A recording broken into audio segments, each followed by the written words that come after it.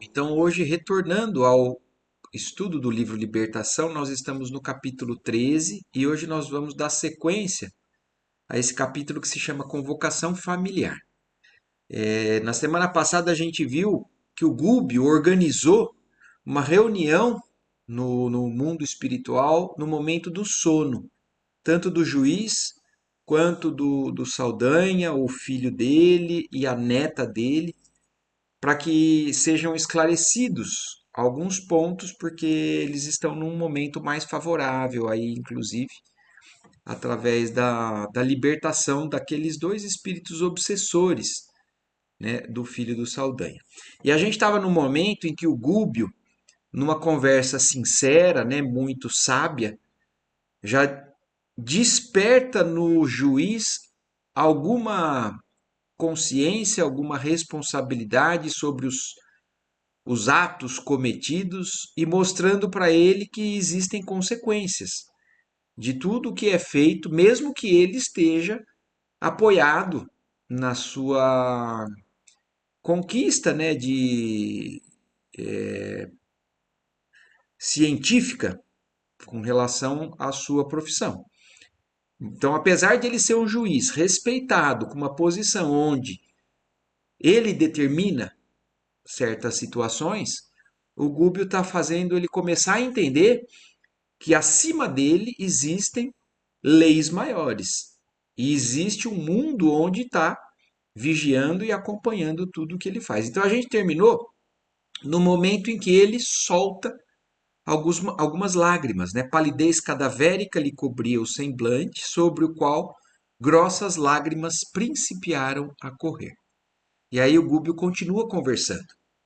Juiz, continuou Gúbio em voz firme, não fosse a compaixão divina que te concede ao ministério diversos auxiliares invisíveis, amparando-te as ações, por amor à justiça que representas, e as vítimas dos teus erros involuntários e das paixões obcecantes daqueles que te cercam, não te permitiriam a permanência no cargo.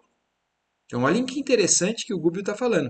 Se não fosse a compaixão divina, por amor à justiça que você representa e que não então desmerecendo algum acerto em todas essas decisões dele, mas os erros acumulam inúmeros espíritos que têm interesse em um revide, em justiça verdadeira. E ele, como o Gúbio fala, se não fosse essa compaixão divina, por um auxílio de irmãos abnegados do mundo espiritual, ele provavelmente não estaria mais nesse cargo por um processo obsessivo muito forte. Teu palácio residencial mostra-se repleto de sombras. Olha aqui, mostrando a realidade espiritual do que está acontecendo ali na casa dele. Muitos homens e mulheres dos que já sentenciaste em mais de 20 anos, nas lides do direito, arrebatados pela morte, não conseguiram seguir adiante, colados que se acham aos efeitos de tuas decisões, e demoram-se em tua própria casa, aguardando-te explicações oportunas. Então, aqui, desse trecho do livro Libertação, o Gúbio, né, e o André Luiz, através da mediunidade do Chico, nos mostra as consequências que nós enfrentaremos de todos os atos nas nossas vidas. Então, a questão do que Jesus sempre falou, a colheita do que a gente plantar.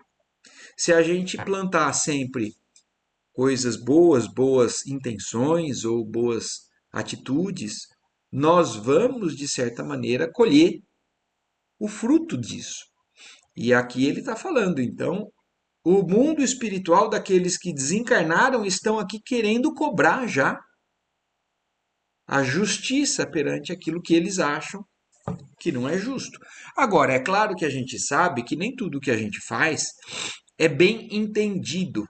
E às vezes a gente faz algo acertando e não é bem entendido por alguns espíritos que se revoltam ou podem, por um problema pessoal, às vezes até de outras encarnações, querer também nos prejudicar.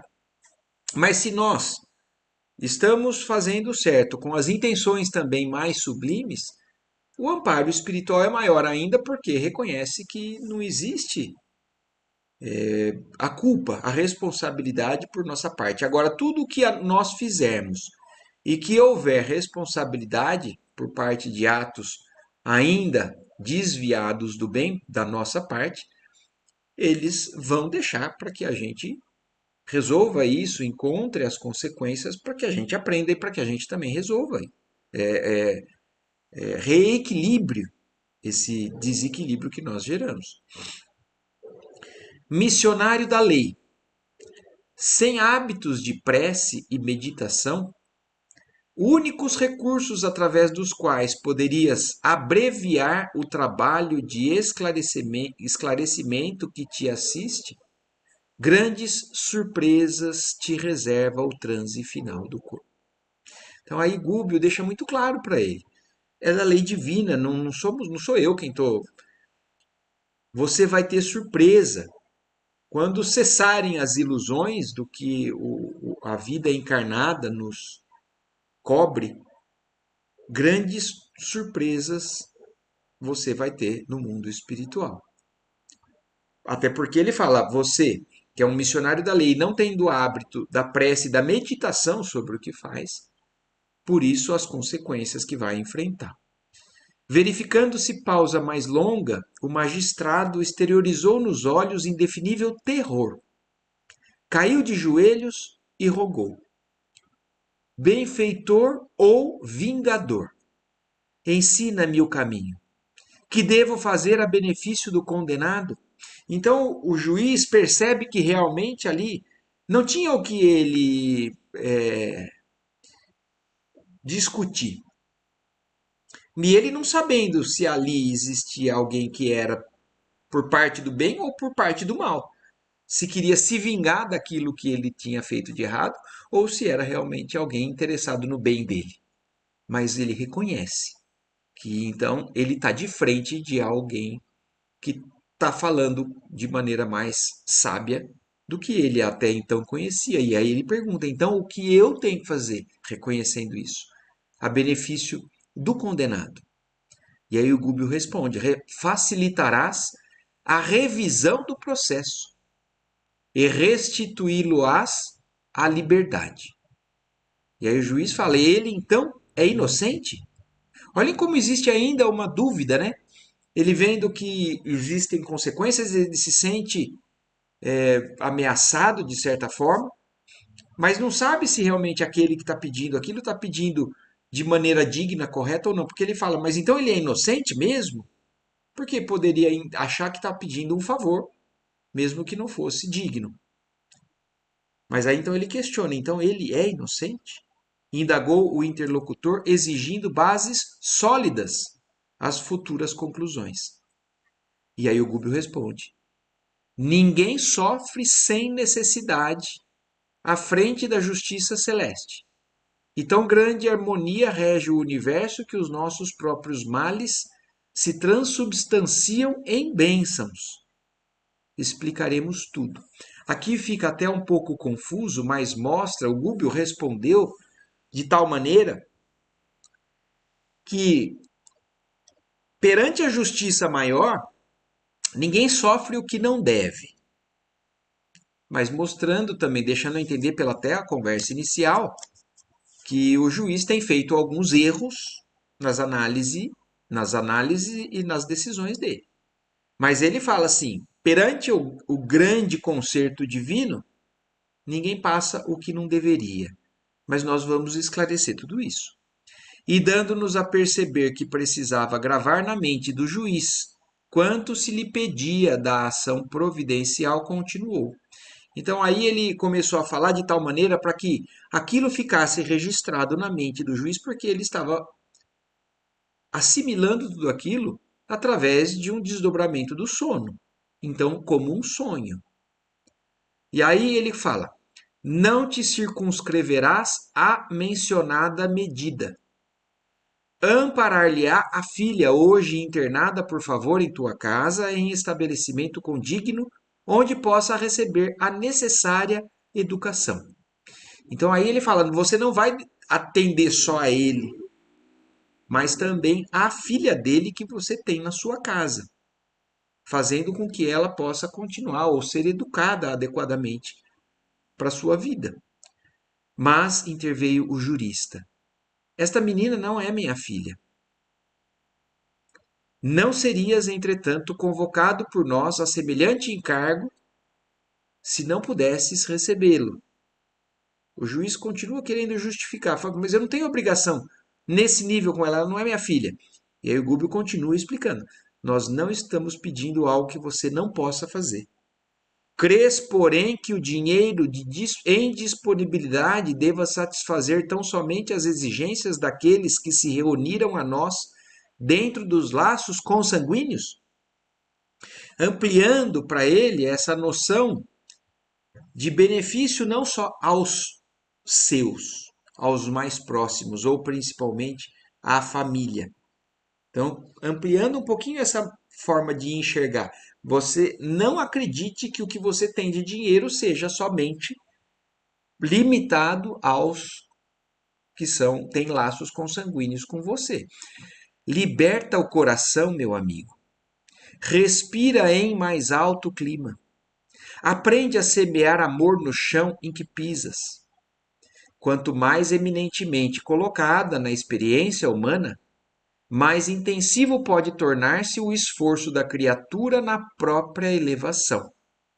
Na Terra, a justiça abre tribunais para examinar o crime em seus aspectos variados, especializando-se na identificação do mal. Todavia, no céu, a harmonia descerra santuários, apreciando-nos a bondade e a virtude, consagrando-se à exaltação do bem na totalidade dos seus ângulos divinos.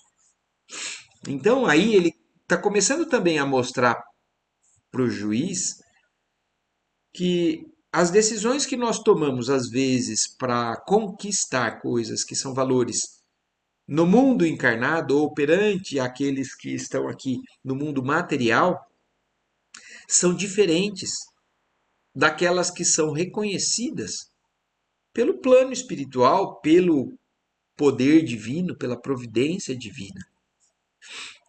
E enquanto é tempo, faze de Jorge um amigo e da filha dele uma companheira de luta que te afague um dia os cabelos brancos e te ofereça, mais tarde, a luz da prece, quando teu espírito for compelido a transpor o escuro portal do túmulo.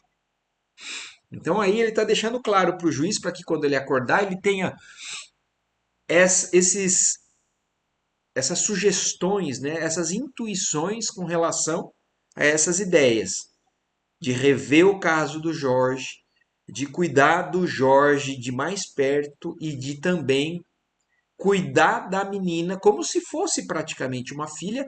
A, ele chega a esse ponto, né? A ponto de, quando você ficar velho, ela seja alguém, inclusive, que te respeite e cuide de você pelo que você fez. O juiz em pranto interrogou: como agir, porém? Amanhã, informou o instrutor calmo e persuasivo, te erguerás do leito sem a lembrança integral do nosso entendimento de agora. Então aqui já fica claro o como acontece durante o momento do sono ou com um sonho. Muitas vezes a gente tem vivências espirituais, mas a gente volta sem a lembrança integral dessa experiência. Alguns mais, outros menos, mas aqui o Gúbio está deixando claro. Você vai voltar sem a lembrança integral dessa nossa conversa. Porque o cérebro de carne é um instrumento delicado e incapaz de suportar a carga de duas vidas. Então aí ele explica, inclusive, como é que isso funciona no mecanismo da reencarnação. O nosso espírito, ele tem uma liberdade e uma amplitude maior, mas o nosso cérebro da carne não tem capacidade de suportar a carga dessas duas vidas. Então existe um limite, uma limitação, e aí a gente volta com parte do que a gente tem de bagagem, de conhecimento, lá espiritualmente falando, ou das vivências espirituais através do desdobramento do sono. Mas aí ele explica como vai acontecer então. Mas ideias novas surgir-te-ão formosas e claras com respeito ao bem que necessitas praticar. A intuição, contudo, que é o disco milagroso da consciência, funcionará livremente, retransmitindo-te as sugestões dessa hora de luz e paz, qual canteiro de bênçãos, ofertando-te flores perfumosas e espontâneas. Então aqui mostra, inclusive, como que a gente recebe instruções no mundo espiritual, ainda durante a encarnação, no momento do sono, e a gente pode se valer disso muitas vezes, porque a gente pode, em momentos de incertezas na nossa luta, na nossa batalha, é claro que mesmo acordados, a gente em oração, a gente pede o auxílio, a presença, a influenciação espiritual benéfica para o nosso pensamento, para as nossas decisões, e isso já é, de certa forma, algo que nos ajuda.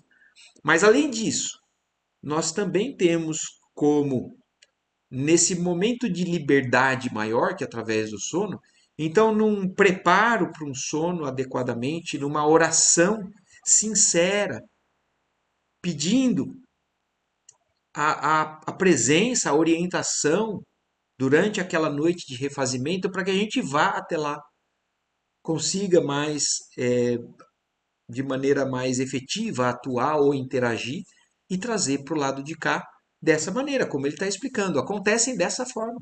A nossa consciência fica cada vez mais aclarada através de intuições, de coisas que a gente começa a ter mais forte dentro da gente, porque aquilo já faz parte também do nosso espírito.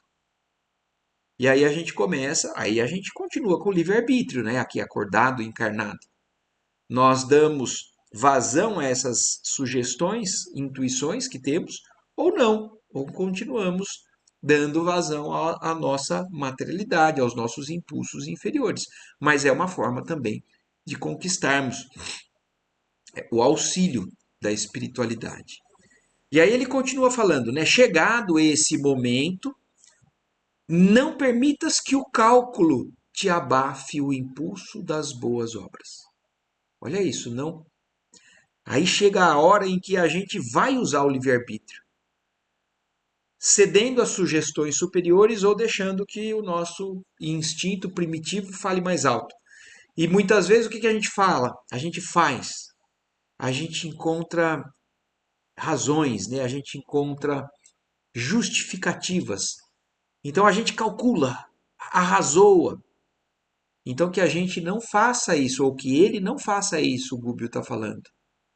Não permitas que o cálculo, porque eu estou vendo vantagens aqui, vantagens ali, prejuízos aqui, te abafe o impulso das boas obras. Porque muitas vezes fazermos boas obras, né, nos expulsa de certos confortos, de certos paraísos. No coração hesitante, o raciocínio vulgar luta contra o sentimento renovador, turvando-lhe a corrente límpida com o receio de ingratidão ou com a ruinosa obediência aos preconceitos estabelecidos. Então aí o que ele fala, o nosso coração, às vezes, o nosso sentimento luta contra a razão, porque a razão vai entender os mecanismos da ingratidão humana e aí não vai querer enfrentar aquilo. E então esse é o momento das decisões nobres na nossa vida. E diante de Saldanha, que acompanhava a cena demonstrando o indizível bem-estar, Jorge e a filha trocavam olhares de alegria e esperança. O magistrado contemplou-os pensativo, notando-se-lhe o propósito de endereçar ao nosso instrutor novas interpelações. Dominado, no entanto, pelas emoções do minuto, calou-se, resignado e humilde. Então, de toda essa conversa, agora Gúbio consegue trazer à tona certas verdades inegáveis que o juiz percebe o que realmente lhe compete fazer, a sua consciência está desperta a ponto de perceber que aquilo é o caminho. Jorge e a filha, e da mesma maneira que Saldanha, né, estavam profundamente, né, sentindo um bem-estar muito grande porque eles estavam começando a sentir que a justiça seria feita. Eles não mais sofreriam as consequências dessas arbitrariedades ali que aquele juiz tinha feito. E o juiz, por sua parte, pensativo, né? Ele entende, até tem vontade de perguntar para entender melhor. Ele entende o que ele tem que fazer, mas ele ainda não está convencido do porquê fazer isso. Será que realmente é, ele merece que eu reveja o caso dele? Porque ele, na condição de juiz, ele acha que ele está promovendo a justiça. Mas ele, dominado pelas emoções da superioridade ali do mentor, cala-se, humilde e resignado. Gúbio, entretanto, olhem que bonito aí, né? Na verdade, mais uma vez, a percepção de um espírito mais elevado. Gúbio, entretanto, perscrutando-lhe os pensamentos, tocou-lhe a fronte de leve com ambas as mãos e falou em voz firme. Então, apesar dele querer perguntar e não perguntou, mas o Gúbio percebe o que ele queria saber e vai de encontro a essa necessidade daquele espírito. Gostarias que me expressasse a respeito da culpabilidade do réu, a fim de que a tua consciência de julgador consolide certos pontos de vista já esposados no processo a que nos reportamos. Então aqui o Gúbio agora está afirmando o que passa pela cabeça dele, que é isso. É um desejo sincero de entender se realmente aquele réu merece ser absolvido ou não, para que ele faça isso também com a consciência mais tranquila. E aí Gúbio segue falando, em verdade, quanto ao delito de que é presentemente acusado, Jorge tem mãos limpas. Então aí primeiro o Gúbio deixa claro, com relação ao que ele foi condenado nessa vida, né, nesse momento por você, e condenado por você, ele tem mãos limpas. Então, sim, ele não é culpado do que você o culpou. E aí, só que aí o Gúbio abre o livro que está além daquilo tudo, né? Entretanto, a existência humana, o livro que eu quero dizer, né, é o livro da vida. A gente estava falando isso ainda ontem, uma conversa entre amigos, mas como muitas vezes nós temos acesso às vidas passadas. E aqui então o Gúbio agora toca nesse assunto. Entretanto, a existência humana é como precioso tecido de que os olhos mortais apenas enxergam o lado avesso. Nos sofrimentos de hoje, solvemos os débitos de ontem. Com isso, não desejamos dizer que nossas falhas, muitas vezes oriundas da ociosidade ou da impenitência de agora, olhem que interessante, né? Porque aqui ele está falando algo que muitas vezes nós, quando tomamos conhecimento das reencarnações, das vidas passadas, a gente tem uma tendência a achar que tudo então que a gente está sofrendo hoje é pagar dívida e débito de vidas passadas.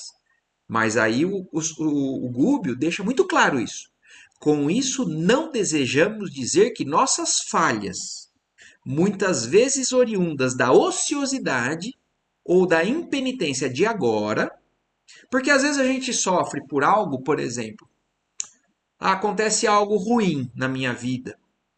E eu reclamo, nossa, por que só acontece coisa ruim? Mas se eu for analisar, foi por falta de atenção minha hoje, por negligência, por qualquer tipo, como ele fala, de ociosidade ou impenitência de agora, gerando resultados ruinosos para nós mesmos e para outrem, sejam recursos providenciais ao pagamento de alheias dívidas porque assim consagraríamos a fatalidade por soberana no mundo. Então aí a gente passa a pensar assim: ah, então se eu fizer alguma coisa prejudicando alguém, ele com certeza é porque Deus permitiu e porque ele vai pagar alguma coisa que eu nem entendo. Então, a fatalidade sobre o mal que causamos para os outros seria então justificativa também para a gente continuar agindo no mal, porque então isso faz com que certa pessoa pague algo que ele fez do passado. Mas também existe, né, o que Jesus falou, que o escândalo é necessário, mas ai daquele que fizer parte desse escândalo. Então, a nossa missão na Terra é aliviar a dor, o sofrimento, ajudar qualquer um a, a encontrar o caminho. Da mesma maneira que nós estamos precisando também desse auxílio para encontrar, a nossa missão, se a gente entender que temos uma missão, é facilitar isso nos outros e não ter um sentimento de que então eu tenho que fazer que eu seja o mecanismo de pagamento daquela criatura. Porque aí também eu respondo por isso. A vida tem seus mecanismos, independente da nossa decisão e vontade. A nossa decisão deveria sempre ser a de querer ver o bem e o alívio do outro. Quando em todas as horas criamos causas e consequências com os nossos atos cotidianos. Então ele começou a falar disso porque ele vai justificar algo, então para que fique muito claro. Eles explicam muito bem para que então a gente não entenda que atitudes que prejudicam pessoas hoje, a gente possa encontrar razão, né, raciocínio, para justificar como sendo, então, ele tem que pagar por isso, ele deve ter feito algo no passado. Mas dia após dia, a todo momento, nós criamos causas e consequências com os nossos atos do dia a dia. As entidades que pranteiam as tuas portas não choram sem razão. E mais dia menos dia a toga que envergas temporariamente acertará contas com todos aqueles que em torno dela se lastimam.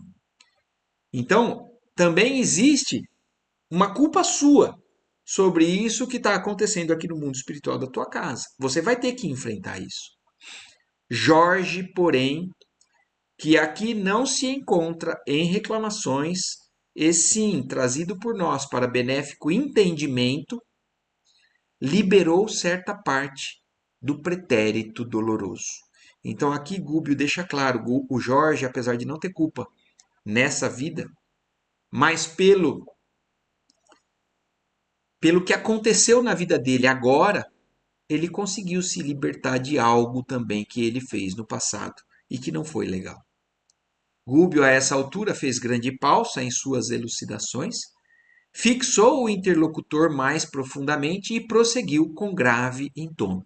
Aí agora o Gúbio vai explicar o que aconteceu na vida desses espíritos numa vida passada, o que eles têm de relação entre eles, para talvez fazer ele começar a entender a justificativa do passado no hoje. Juiz, pessoas e sucessos que nos afetam a consciência de maneira particular não constituem objeto vulgar na marcha reveladora da vida. Por agora, trazes a mente subjugada pelo choque biológico de retorno à carne. E não poderias seguir-nos na exumação do passado recente. Já te auscultei, no entanto, os arquivos mentais e vejo os quadros que o tempo não destrói. Então aí o Gúbio está falando, você não se lembra, você não tem acesso dessa forma que você se encontra hoje, encarnado, limitado pela experiência encarnada. Mas eu já acessei esse seu arquivo que é indelével. No século fim, e aí agora Gúbio vai explicar a vida passada deles. no século findo, guardavas o título de posse sobre extensa faixa de terra e orgulhavas-te da posição de senhor de dezenas de escravos, que em maioria reencarnados atualmente te integram a falange de colaboradores nos trabalhos comuns, a que te sentes constrangido pela máquina funcional. Então, olha que interessante, ele era um senhor de terras, tinha escravos, e agora o Gubbio já traz algumas informações. A maioria deles já estão reencarnados e com você integrados à vida comum do seu trabalho. Não todos, mas a maioria. Então, muitos dos que estão já ao seu redor fazem parte desse seu passado. A todos eles deves assistência e carinho, auxílio e compreensão. Nem todos os servos do passado, porém, se confundem no mesmo naipe de relações com o teu espírito. Então, alguns desses tinham relações mais banais, mais simples, mas nem todos estes servos do passado se confundem com o mesmo naipe de relações do teu espírito. Alguns se salientaram no drama que viveste e volvem ao teu caminho, impressionando-te o coração. Jorge de hoje, então Jorge, aquele que veio ao seu tribunal como réu e ele condenou, você tem alguma. E aí vem aquela questão, né, da antipatia gratuita, que gratuita, agora aqui a gente tem muito bem esclarecido, né? Não é gratuito.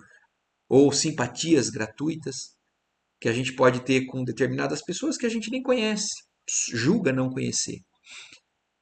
Mas que veio para ele e ele, de certa forma, foi conduzido pela sua consciência, não seria muito a consciência, né, mas pelos seus instintos, a querer, de certa forma, ou não se sentir culpado em prejudicar ele. Então, Jorge de hoje era ontem teu escravo, como outros. Embora nascesse quase sob o mesmo teto que te assinalou os primeiros vagidos. Era teu servidor perante os códigos terrestres, irmão consanguíneo, ante as leis divinas, não obstante afagado por outra mãe. Então, hoje, perante os códigos, ele era um servidor, os códigos terrestres. Mas, perante as leis, era um irmão consanguíneo, porque ele nasceu de outra mãe. Então, era, de certa forma, um irmão bastardo do pai dele. Nunca lhe perdoaste semelhante aproximação considerada em tua casa por aviltante ultraje ao nome familiar. Então, ele sabia que aquele escravo era irmão dele e aquilo para ele era uma vergonha. Chegados ambos à tarefa da paternidade, teu filho de ontem e de hoje, olha, é meio complexo, mas vamos lá para a gente não perder.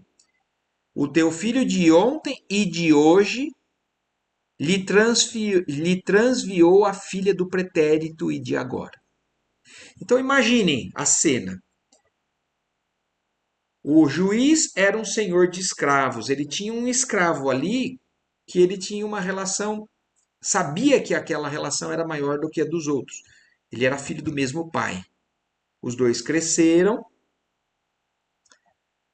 os dois tiveram filhos, e o filho do juiz abusou da filha daquele escravo. E o filho do juiz hoje era filho dele também no passado. Avelino, aquele que estava seguindo a menina na casa. E a filha do Jorge hoje, a menina que está acolhida na casa, já foi também filha do escravo noutra vida, só que foi abusada por parte do filho dele naquela vida.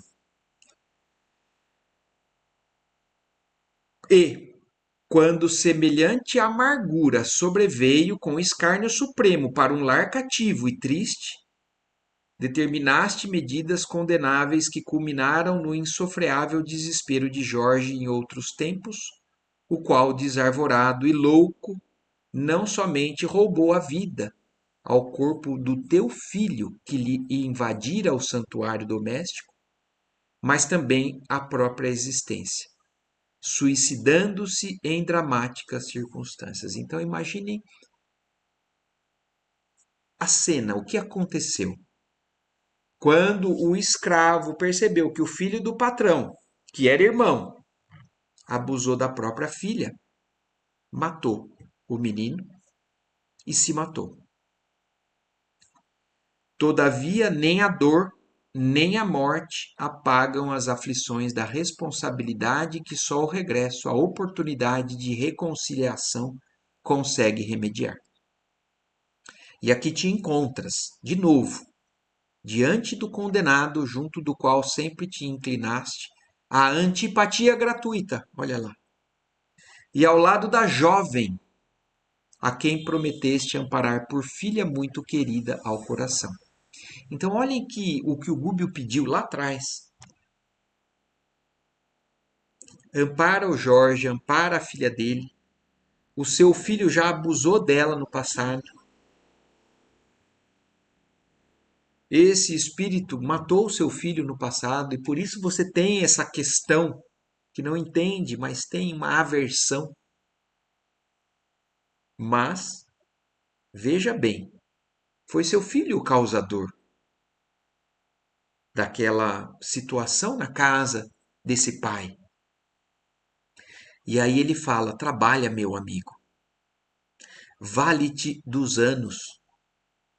Porque Alencar, o filho dele hoje, e tua pupila serão atraídos à bênção do matrimônio. Olhem que coisa, agora isso daqui, porque isso daqui para a gente talvez seja algo que a gente não imaginaria.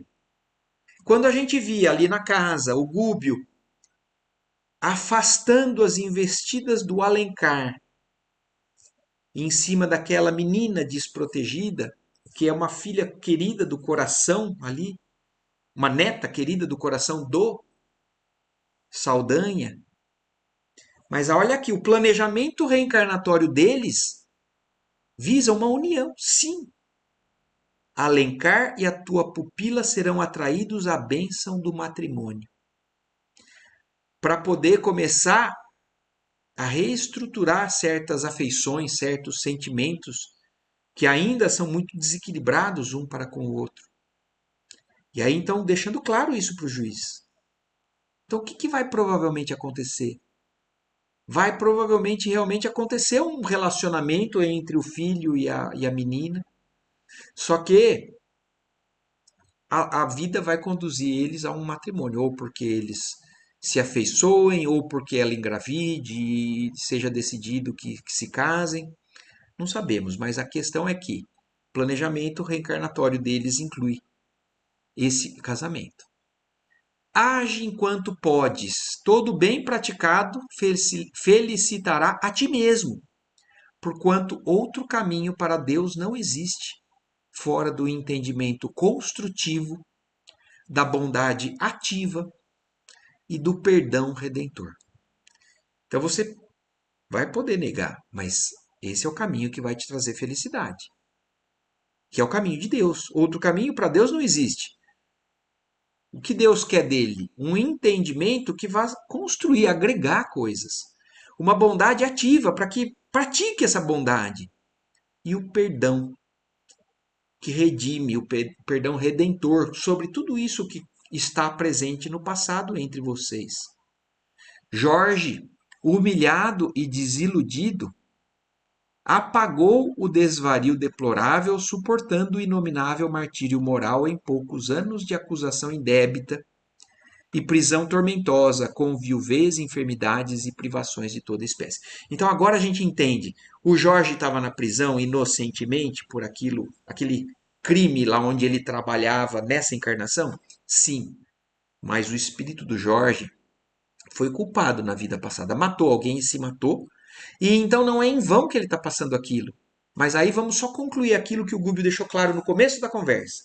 Ah, então tá tudo certo. O juiz não errou tanto assim. Não.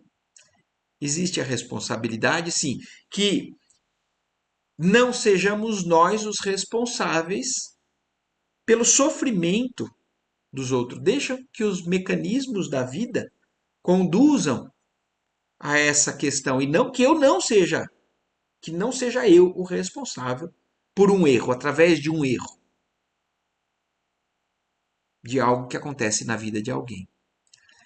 O nosso orientador fitou o compadecido na pausa mais ou menos longa que se fizera e rematou. Não te dispões, por tua vez, aos testemunhos salvadores? Então, percebe, você está sendo apresentado a uma situação ímpar, uma oportunidade ímpar na sua vida para que você se realinhe a sua vida no caminho da salvação, no caminho do seu próprio bem-estar lá na frente. Abalo salutar, oculto à nossa apreciação, certamente sulcava fundo o espírito do magistrado, que mostrava o semblante extremamente transformado. Vimo-lo levantar-se em lágrimas cambaleante.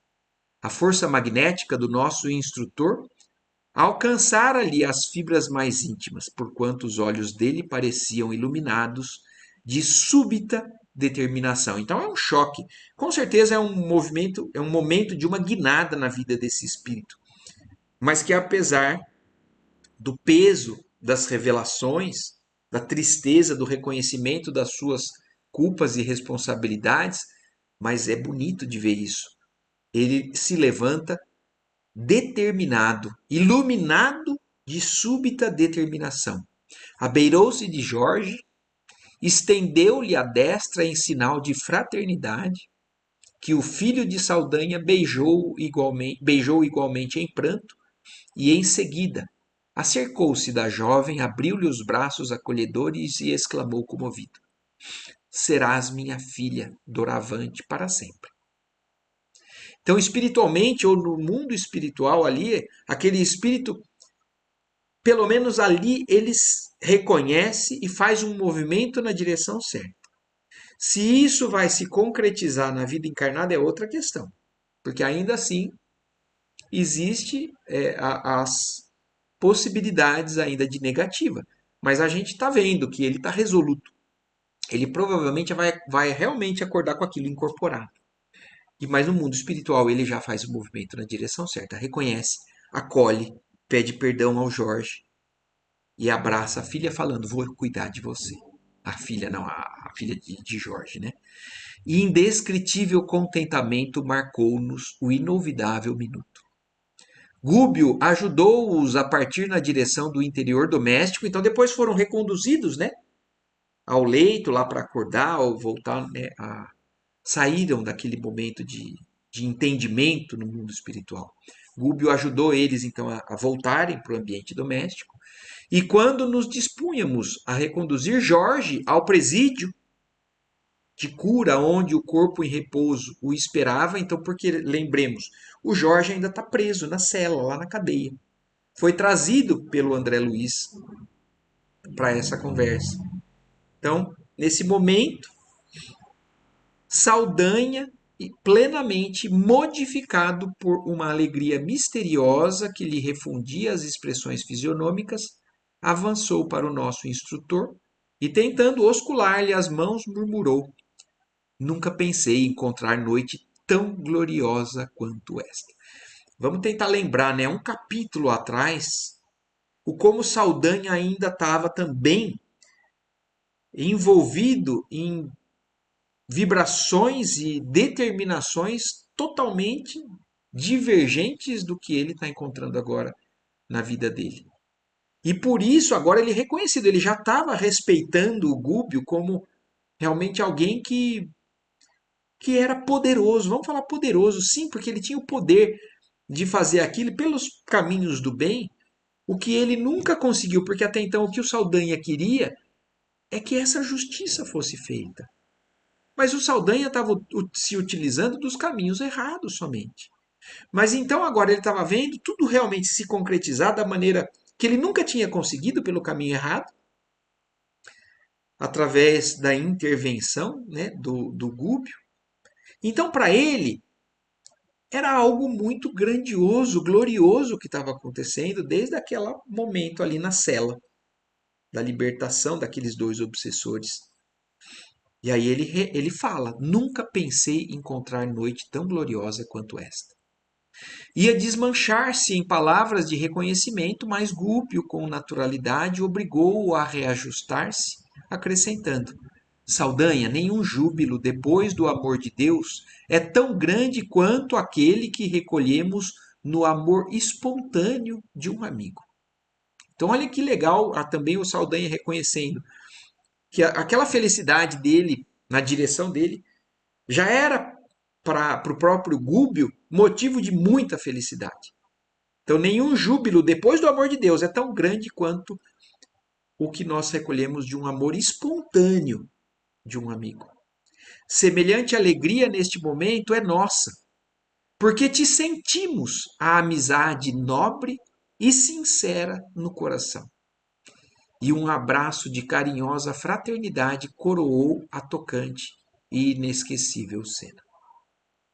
E assim nós encerramos então mais um capítulo, né? O André Luiz encerra aqui o capítulo 13, que é o capítulo Convocação Familiar. Então agora a gente entende que essa família é a família de maneira mais ampla do que a gente entendia nessa encarnação. Então a relação entre esses espíritos vai além dessa vida, inclusive como alguns vínculos familiares dessa vida anterior. E Gúbio consegue fazer aquilo que ele estava precisando fazer, de auxílio, né, para este grupo. E então aqui nós encerramos o capítulo 13. Na semana que vem, nós vamos começar aqui o capítulo 14, que se chama Singular Episódio. Já está bem caminhando aí para já o terço final praticamente do livro, né? São 20 questões, o último quarto, na verdade, né, do livro. Alguma observação a mais que vocês queiram fazer com relação a tudo isso que a gente acessou hoje, né, através do conhecimento dessa leitura, ou alguma dúvida que tenha ficado? Se vocês tiverem alguma coisinha, é só falar. Se não, é agradecer mesmo a Deus pela oportunidade. A Ádila, você ia falar alguma coisa? Não, Marco, tá tudo ótimo. Maravilha, então. Então é isso. Então, agradecendo a Deus a oportunidade que nós temos aqui juntos e uma ótima semana, uma ótima noite para todos. Certo? Até mais. Tchau, Ótima tchau. semana, Marco. Até mais tarde.